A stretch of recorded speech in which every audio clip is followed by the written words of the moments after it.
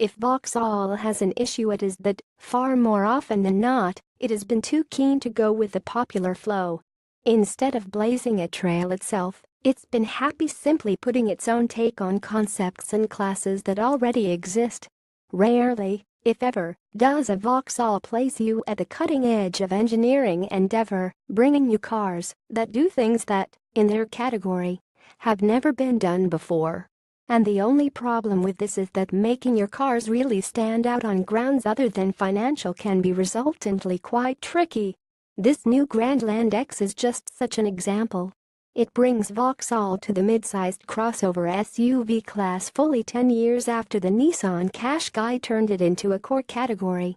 It sits on the same platform as the Peugeot 3008 thanks to a joint venture agreed long before Peugeot's PSA parent bought Vauxhall, and Opel is powered by PSA engines and is built, you guessed it, in a PSA factory in France.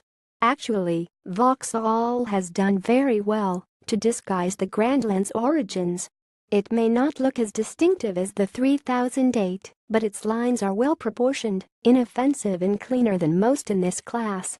Some may find grating the way the car stands. Brightwork and cladding hint at an adventuring, off-road capability the car absolutely does not have. There is not even an all-wheel drive model, and nor does Vauxhall talk of one to come, but it's a game played to some extent or another by all its rivals. And it is the Vauxhall way to join in. Inside, the Peugeot's flawed but funky cockpit has been replaced by something altogether more sober and asterisk. Inherent obligatory raised driving position aside, there is nothing to suggest you're in any kind of SUV at all. Its proportions continue to follow the class norm. I'd say its boot was perhaps a little larger than average and rear room maybe a touch tighter than the norm. But no one shopping in this class will find one a game changer any more than they will the other a deal breaker. Here, as is in so many other areas, it's there or thereabouts.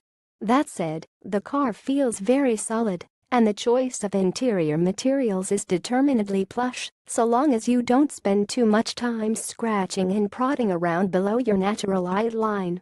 It's also conspicuously well equipped with a full suite of active safety measures, including lane departure and driver drowsiness warnings, plus forward collision, pedestrian protection and autonomous braking features. When you're not avoiding an accident, there's Vauxhall's OnStar concierge service, Apple and Android players, and an 8-inch color touchscreen for your children to cover in grubby paw prints.